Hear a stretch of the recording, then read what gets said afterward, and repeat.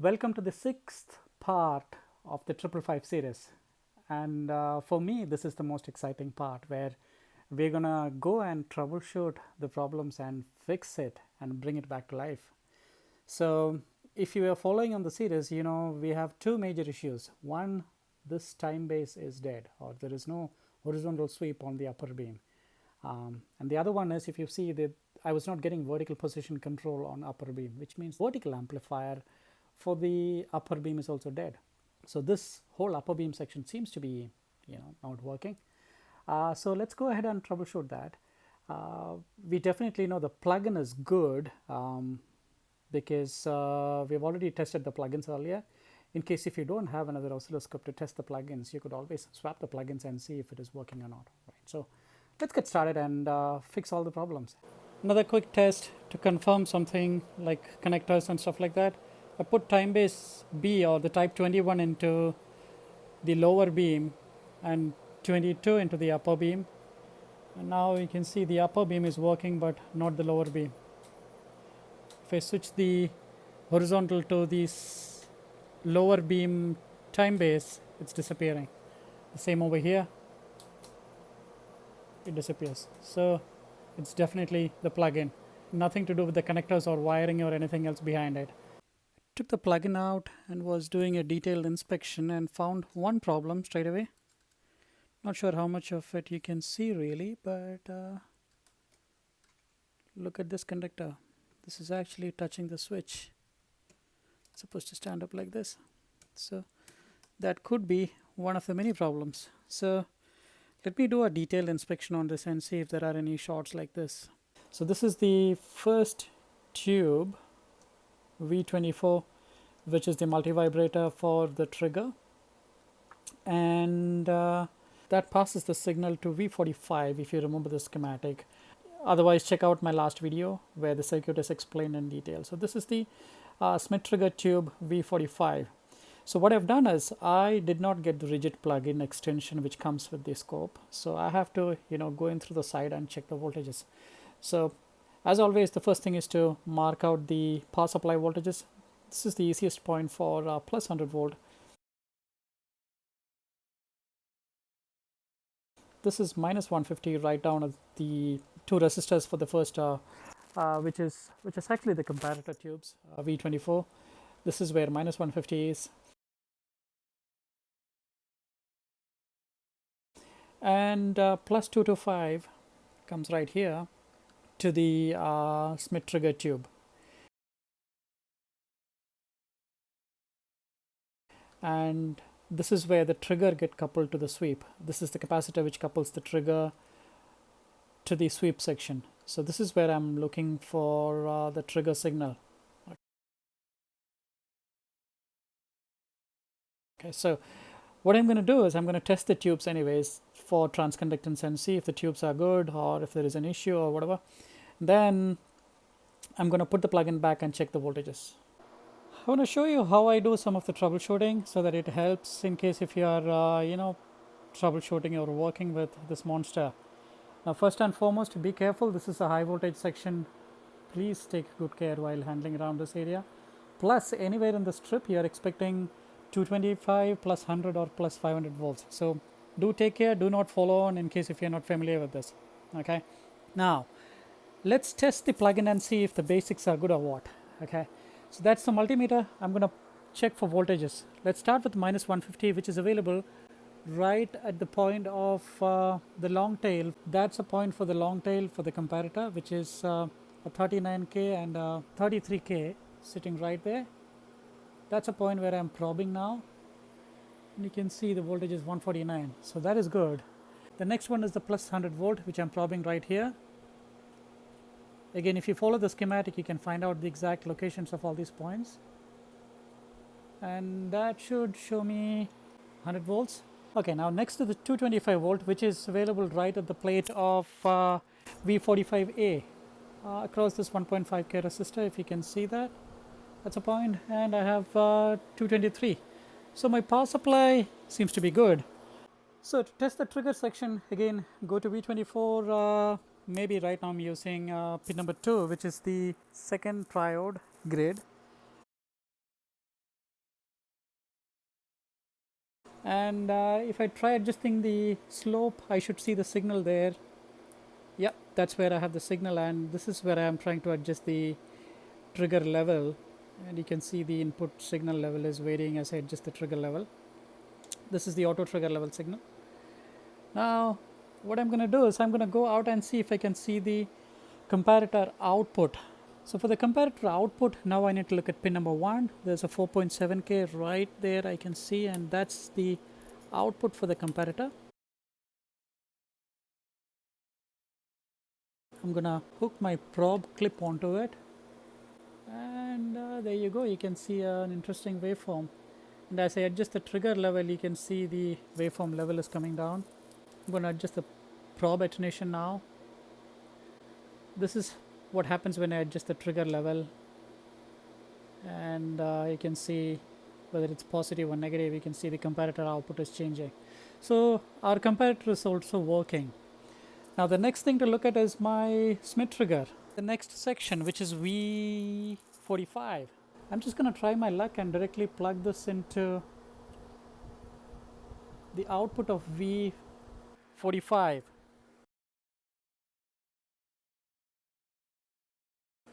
and see if I see a trigger. Okay, so I have a trigger. I have a trigger signal which is changing.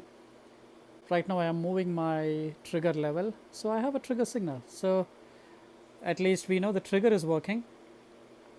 So let's get into the sweep section and troubleshoot the sweep. This is the next phase where I'm looking for the output of sweep gating multivibrator in the sweep section, which is what is coupled into the disconnect diodes. And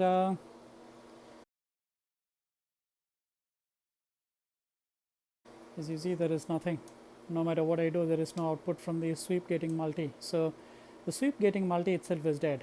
It's not switching on or off the sweep. So that is our problem. Let's see why the sweep gating multi is not working. This is the trigger coupling capacitor. This is where the trigger is generated and coupled into the sweep section. And you can see the shunting diode sitting right here across the 1K. This is the 8K resistor at the long tail of sweep gating multi. And this is the output of the sweep gating multi, which drives the disconnect diode 12AL5. You can see it down here. So these are the points I'm going to check to see what's the signal condition, both AC as well as the DC bias signals. So from our previous investigation, we know that the sweep gating multi is not working. So to test it, let's start from the first point of the long tail for it. And this is the junction of R144, the 8K, and that is at 21 volts. And the range for that is between 53 and 32. I would say that looks like okay. Let me go to the next point, which is the input of the sweep gating multi, R130, the 22K resistor. That is right down here underneath. That's a point where the sweep gating multi is biased for taking signals. That's at minus 19, and the range is supposed to be between minus 55 and 51. That doesn't look good. That doesn't look good. So let me see how's the input to the sweep gating, the lockout multivibrator V125 6AU6. Let me see what is the grid of that. That is deep inside here. Fortunately, you won't be able to see that, but that is supposed to be at an input of minus 55. The range for that is minus 55 to 65, so that seems to be good. That means I have to come back to the hold-off circuit and see what is the input to 133B grid. And that is right over here. That looks like 22. That's way too off. That's way too positive. So that grid is supposed to be at minus 75 to minus 55 across the sweep, and this is sitting at minus 22. That is not good. That's way too positive. That means something is driving V133B pretty hard, and that is not releasing the multivibrator or the sweep gating multi. So I need to look into 183A input, and what is happening with 183A grid, which is where the sweep gating or the sweep length controller is sitting. That's going to be fun to access. Okay, let me explain you what I was doing inside the plugin, measuring different points, and try to explain it on the schematic. So as you've seen, we see the trigger here, but it's not getting passed through. That was our issue. So to troubleshoot that, I went ahead and looked at the long tail here for the sweep gating multi, and the voltage, the DC bias voltage here is good. That's not bad. So I came back and checked the DC bias here at the grid of sweep gating multi V135, and that is somewhere approximately between 55 and 51 it's supposed to be, but it was not at that. It was way too off. So this is another long tail handled by V133B and V125. So I ended up checking this guy's grid bias to see if that is off, but that was still close to 55. So it's not V125. Then there is only one guy who can upset the bias, which is V133B. So then I checked the grid for V133B, which was also quite high, above this range. So that points the problem back into the output of the sweep, because that's where the sweep length controller is sitting, and that all the way points back to the sweep generator and the Miller tube. So of course I tested both the tubes to see if it's good. I tested even the 12AL5 disconnect diode. That's also good.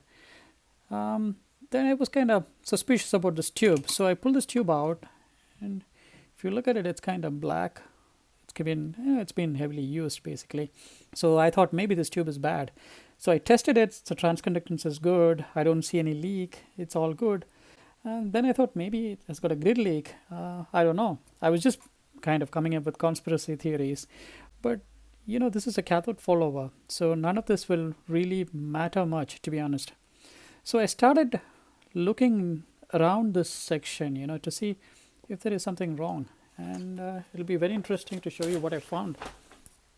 Quite unusual, but that's what I found. First,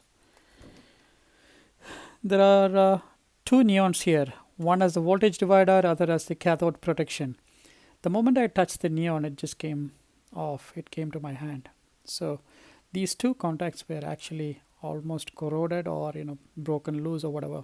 So of course I have to replace that. That's a Ne2 neon. But then I started looking deeper into this section, found very interesting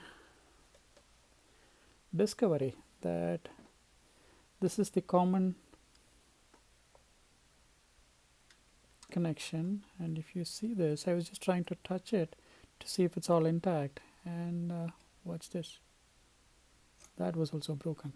So maybe that's what was causing all this issue. So I'm going to resolder all the points, put the neon back, look around all the connections here, because there seems to be something going over here. So let me check all that, fix all the broken solder joints, and put it back and try it again. The view of the failed solder joint from another junction. It's kind of hard to spot. It was not jumping out until I poked it. Like once I poked the connection, the whole thing went apart, and that's when I realized it's broken. So I'm gonna touch up on all the solder joints for this tube, put the neon back, and then try it again. Correct me if I'm wrong, but it looks like one of the triodes was taking all the load, because if you look at it, one side of the tube is totally black, which is where one triode is sitting, and the other one seems to be quite clear. So potentially maybe that is what was causing it. We don't know. I'll see once I put the solder joints back. There is a new neon which I've replaced, and the solder joint which I had to repair as well. So it should be all good to go and test now. Yes, that was it, guys and girls. That was it. So now I have both the sweeps working. Time base A is feeding the upper beam, and time base B is feeding the lower beam, and they both are there. So one issue off our back. Before we proceed further, let me take a minute to explain you something very interesting. This is the schematic for the type 21 sweep section specifically.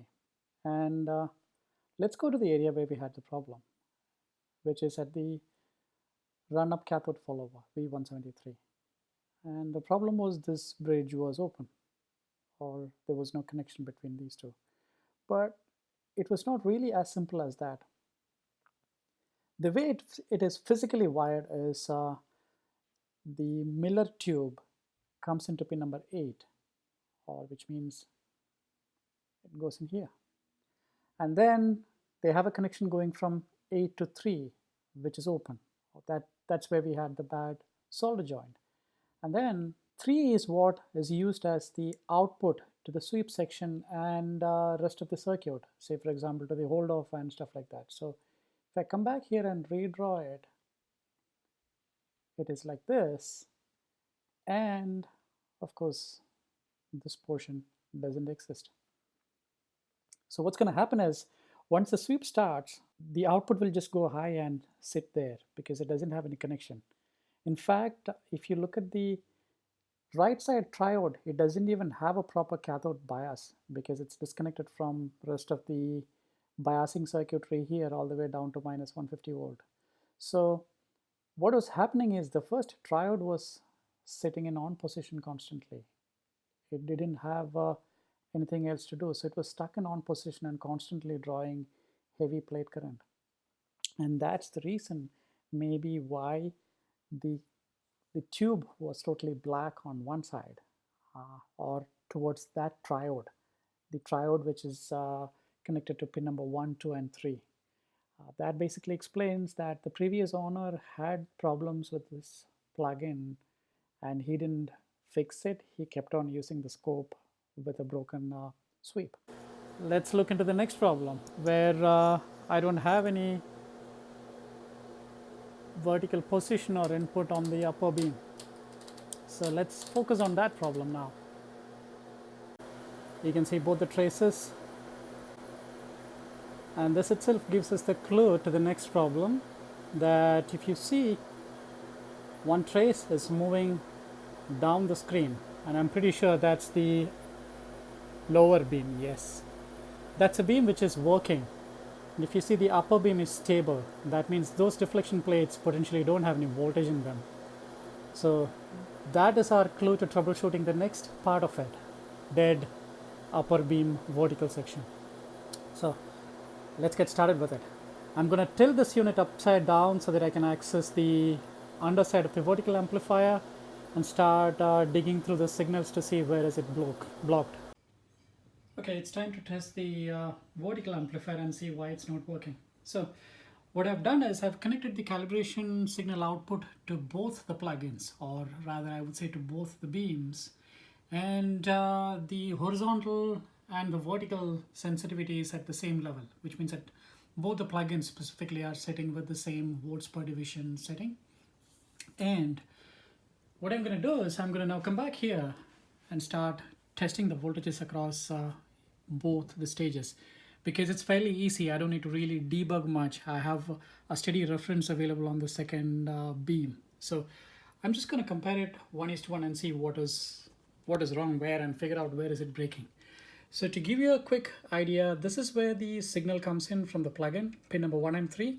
And that gets coupled into the first stage driver amplifier, which is a 12BY7, which in turn couples the signal to a 6DJ8.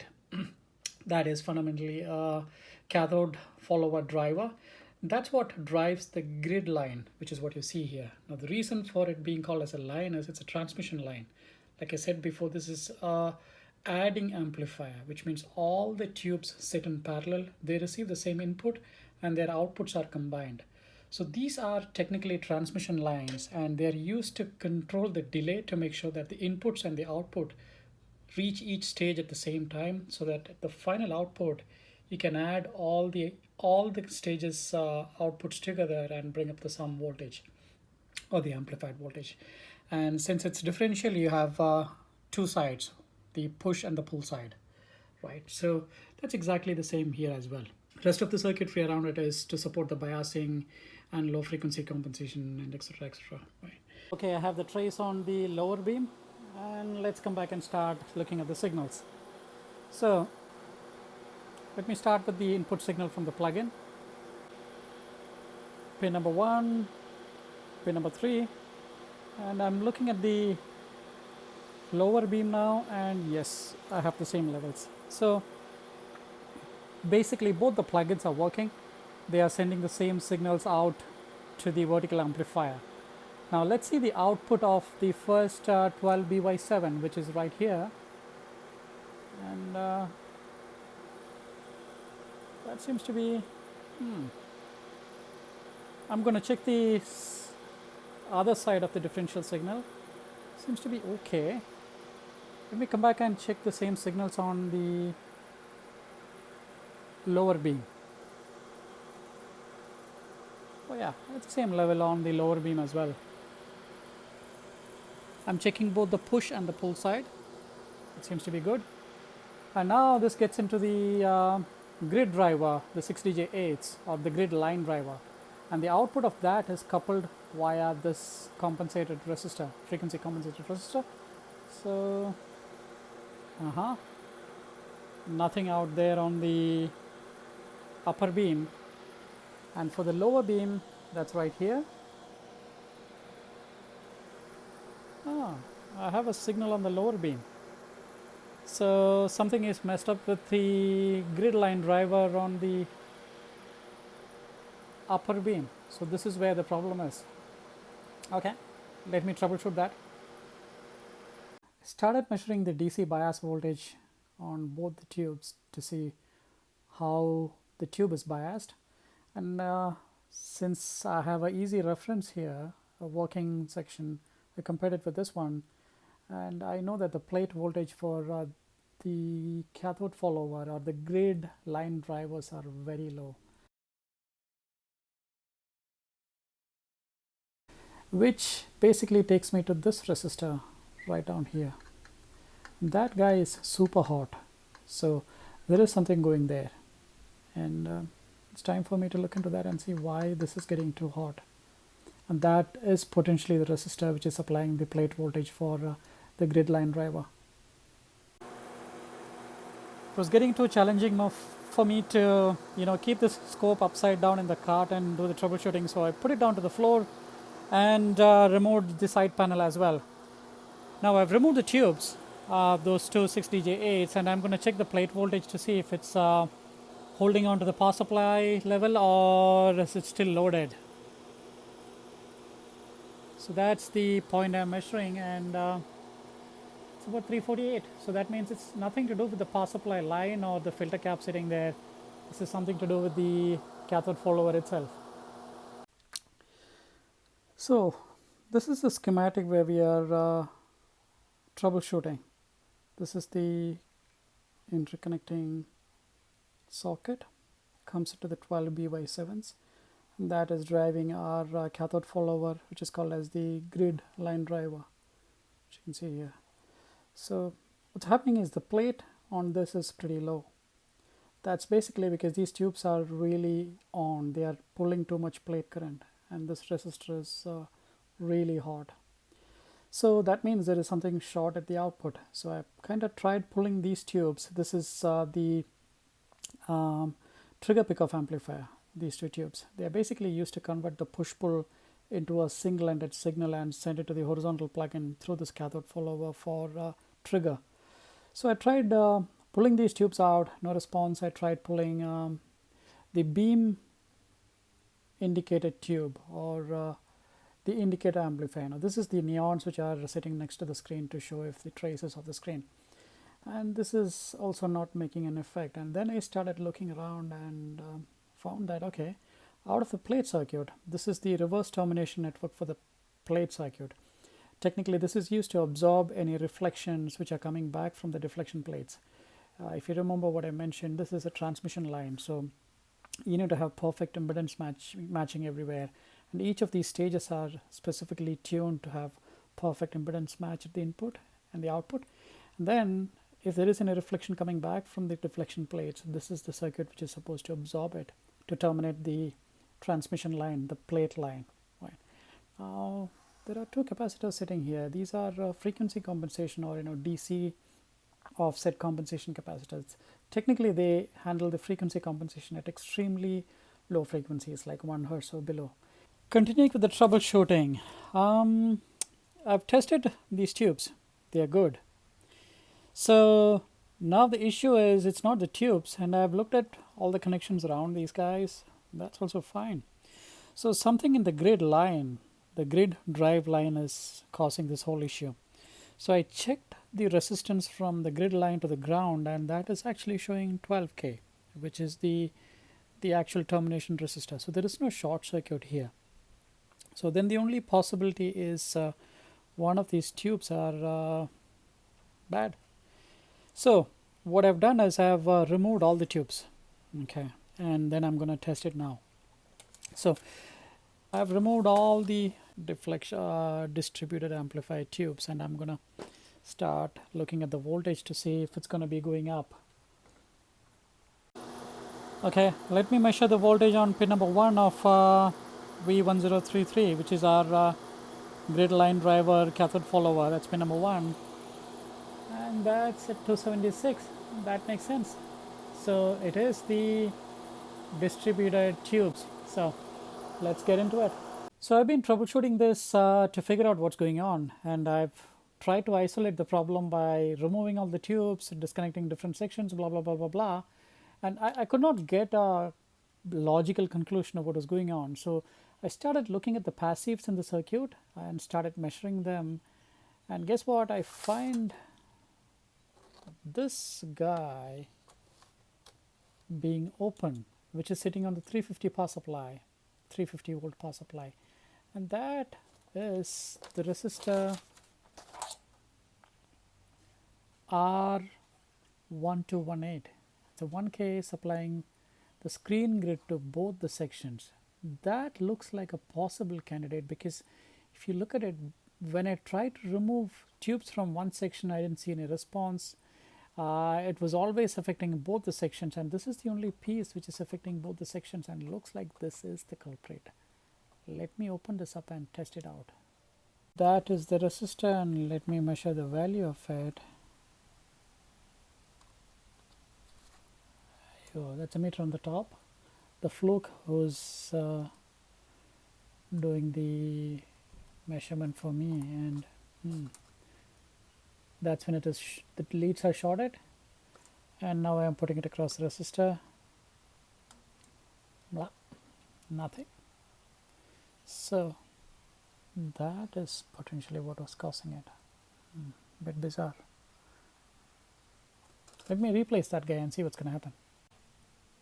That's a guy, R1218, 1K, 5 watts, wire wound, 5% tolerance. That's a guy which supplies the screen to the entire distributed amplifier tubes. That kind of explains the problem. So let me find a replacement and put that in. That's a replacement resistor. I could not find something which is exactly the same type. Probably this is of higher wattage, but same precision and same value. So I'm gonna test it. So this is not yet fully done, but I'm just gonna test it with this resistor in place and see what's gonna happen. So let me power it on.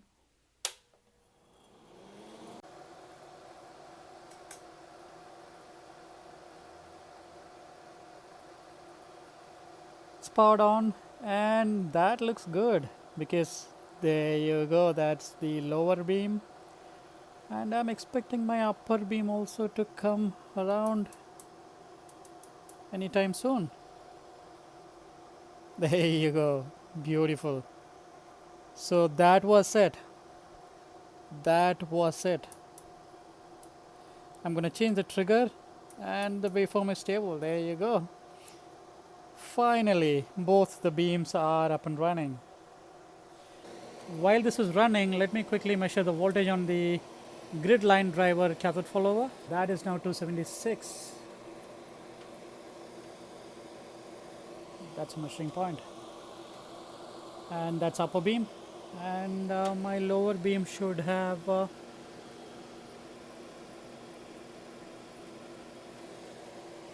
278. Beautiful. So that was the issue.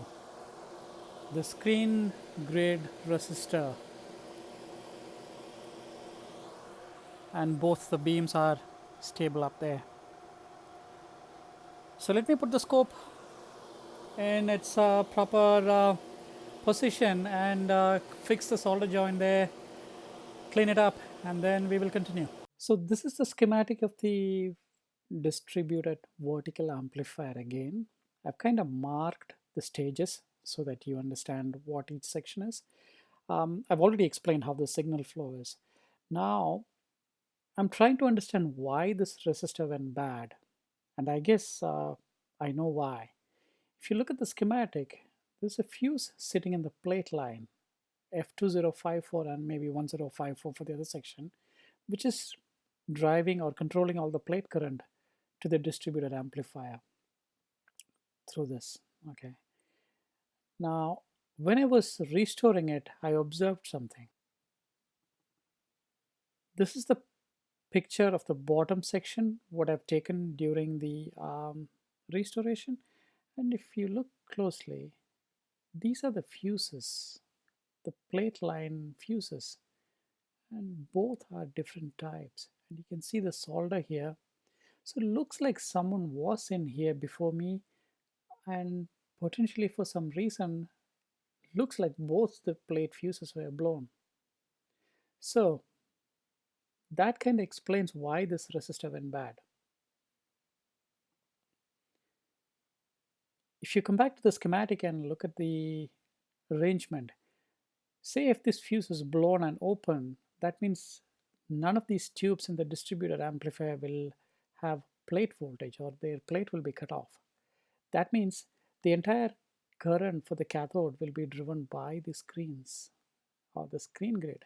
And that is directly sitting with this single 1K resistor, this guy here, right? So if the plate voltage is out, the screen will get loaded, and that can take out this resistor. That explains why this resistor went bad. Right.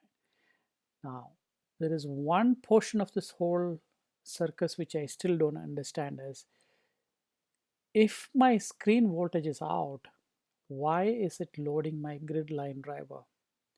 Because if you look at the schematic, the grid line driver, the cathode is driven directly out to the grids of my distributed amplifier. Now in my distributed amplifier, if my screen goes out and I still have plate, of course I will not have any output, that I understand, but why my grid line driver cathode follower is completely loaded where it's smoking the plate resistor? I don't know. I may have to go and look at the whole design and try to find some reference document to understand how it is built so that I can find an explanation. But in case if you guys know, please feel to put it down below in the comments. Thank you. So finally, that's where it is now. I have both the beams, I have focus and intensity control. Focus is pretty crisp now. I wish I could show that in a better way. And the traces are good. That's by 10 on the horizontal scale. Now I have minor adjustments to make on the DC offset for the vertical amplifiers. As you can see, the beam is slightly, offset from a DC position perspective. So I'm going to adjust those things and come back. Okay, now I am troubleshooting the next issue. I'm going to start moving the beam, and you can see the beam goes missing after the 9th position. This is for the lower beam, and it goes all the way till here. This side it's fine, but here it goes missing after the 9th position. And if I come to the upper beam, that's exactly the other way around. It goes missing there, right, on the lower side. To understand the problem in a little bit more detail, I decided to go back to the old school method of RTFM, or read the fantastic manual. And to aid my learning, I decided to consume some brain enhancer as well, and it's right here. The cathode ray tube, usable area, well, total of 6 centimeters with 4 centimeters for each beam. That's exactly what I'm seeing. It cannot do more than what it is supposed to do. So I was chasing a problem which is not a problem, which means it's all done. Hopefully you can see that there are two central lines for the graticule. This is for the upper beam and this is for the lower beam. So that's the reason the beams only move that far and get cut here. So I've tested rest all functions, everything is working perfectly fine, and we are all done with this. So before I close this guy up, let me show you some of the important signals and voltages at some of the key sections around the scope, so that it can serve as a reference in case if you're trying to restore one of these guys. So let's quickly have a look at some of the signals. Okay, I put the high voltage shields back into the oscilloscope, and now I'm going to measure the high voltage. So I'm going to use my good old Heathkit high voltage probe and my Heathkit VTVM to do that. It's sitting in a 1500 volt scale, and I'm going to measure the high voltage on the test points here. That's a point which I'm going to measure, which is technically the output of the rectifier diode. So I'm going to measure that on both and confirm that it's 1350. And you can see it's reading close to 1350. Quick point to remember, the VTVM is sitting in DC minus. That's because input voltage is negative. So remember to note that. In case you want to see how the deflection voltages look like for the upper beam, you can find them here, right at this, which is easy to trace. You can see the connections going to the CRT. And for the lower beam, they are at a similar point right here. And in case if you want to see the push-pull signal, let me show it to you over an oscilloscope. I'm going to probe both the plates, the deflection plates for the upper beam signal. And this is one side of it, and this is the other side. That's where we have push-pull. Now let's look at the signal output of the sweep gating multi-vibrator. This is what is fed into the disconnect diodes. And here what it is. Now this signal is what is going to trigger the sweep generator or the Miller sweep. This is the output from the hold-off capacitor. This is how the hold-off capacitor is being charged and discharged. That's another video of the 555 going through the final alignment process. I'm not going to do any detailed calibration, rather I would just do basic checks to make sure that things are in place. This is a look at the delayed trigger on the 555, and as I rotate the delay timer, I can actually zoom into the waveform and see final details about it. As you can see here, I'm going to increase it even further and try and see if I can find the actual wave. I'm going to slightly increase the intensity. There you go. And let me do that even further. As you can see, I can zoom into the start of the waveform to see how quickly it is rising up to some extent and experiment with it. If I reduce the intensity for the low upper beam, you can see the portion which I am zooming in, and as I move forward, shows me the exact position. This is a common thing on all the 500 series, most of the 500 series, and even 465s back in the days. And that's the scope with CA dual trace plugins. So we have a total of 4 traces,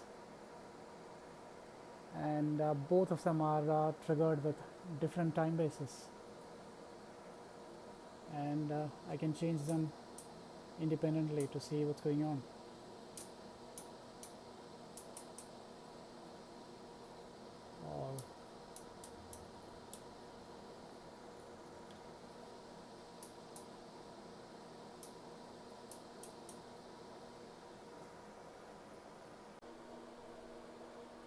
On that happy note, let me bring an end to this video, showing you one of the best use cases for the dual beam, where the upper beam is in XY mode and the lower beam is in normal mode.